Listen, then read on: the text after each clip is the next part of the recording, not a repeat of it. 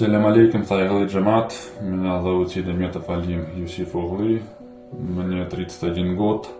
У меня диагноз субатрофия зрительных нервов и пигментная дегенерация сетчатки обеих глаз. Моя проблема началась в возрасте 14-15 лет.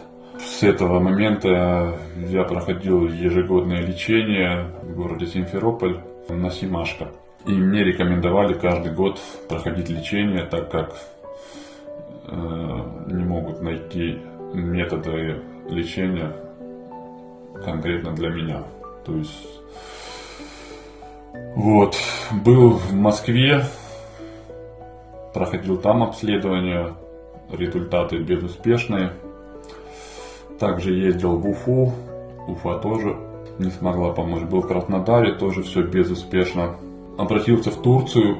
Это единственная клиника, которая дала мне надежду, шанс на выздоровление. Хотелось бы выздороветься и жить полноценной жизнью.